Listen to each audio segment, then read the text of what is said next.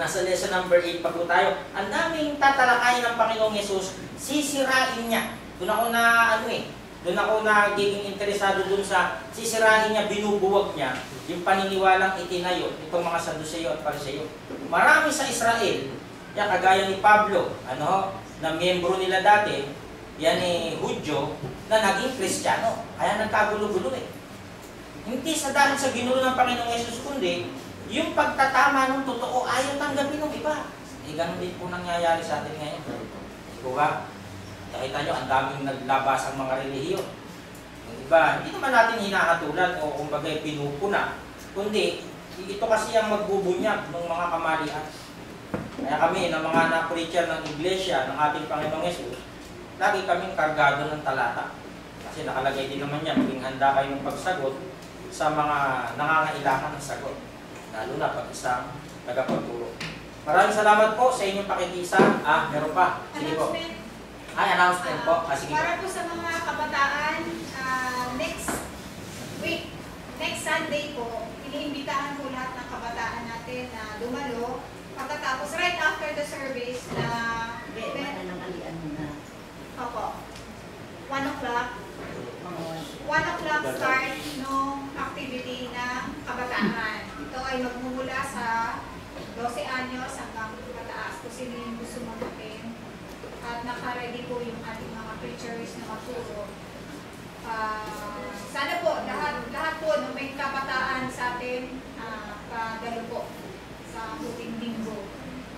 Opo, salamat po kay Sister Daisy. Pakisabi na lang po, paki-report po sa ibang mga kabataan natin na wala dito para sila ay mabuksan sa mga paksa na ilalapag ng ating mga kapatid. Ano po? Maganda ang layunin natin mapalakas ang iglesia, maalagaan ang mga kabataan dahil kayo ang susunod na papalit sa atin.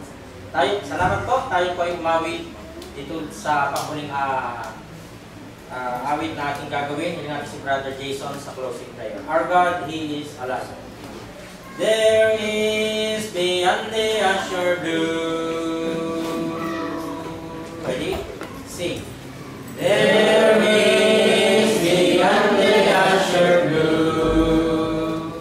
All unconcealed from human sight. He came disguised in heavenly hue and bring the world with His great might. There is a God, He is alive.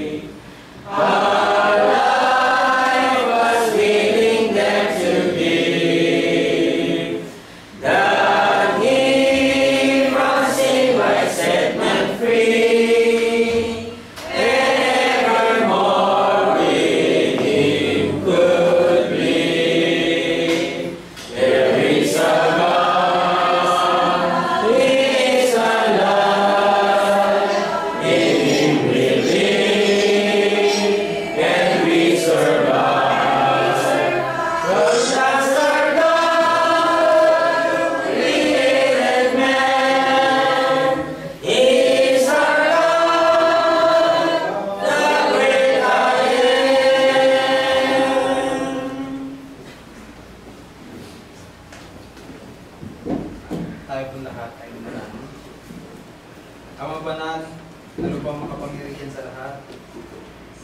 Ang bawat isa po sa amin ay lubos na nagpapasalamat sapagkat muli ay inabayan mo at pinakura ng kapayapaan ang lugar na ito upang patuloy kang sampatin sa Espiritu at sa kapayapaan. Maraming salamat po Diyos sa mga salita mo na aming napakinggan sa umaga pong ito.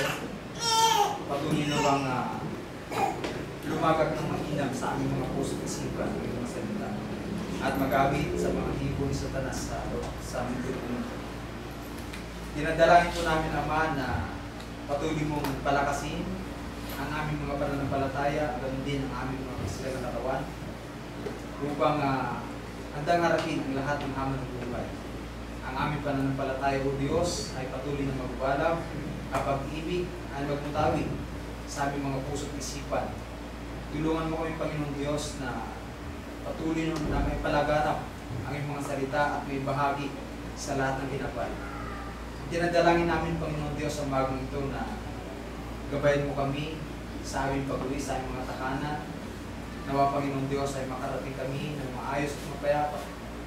Panginoon, patuloy mong pagpalain ang pamilya ng bawat isa sa amin na narito at ganoon din ay patuloy mong ingatan at gabayan saan man kami dako pumarwa. Sa mga tagapagturo, Diyos, ay patuloy mong pagkalooban ng kalakasan, kaalaman at katalinuhan upang patuloy na lumakas at tumatag ang bawat iglesia sa sanglibutan ng Diyos. Panginoon Diyos, patuloy kaming humihingi ng kapatawaran sa lahat ng aming mga pagkukulang, mga pagkakamali. Ama, nawa kami po iyong patawarin. Ang lahat ng mga bagay na ito ay aming lubos na dinadalangin, patuloy na pinagpapasalamat sa tanging pangalan na Jesus na Panginoon. Amen. Salamat po. Ingat po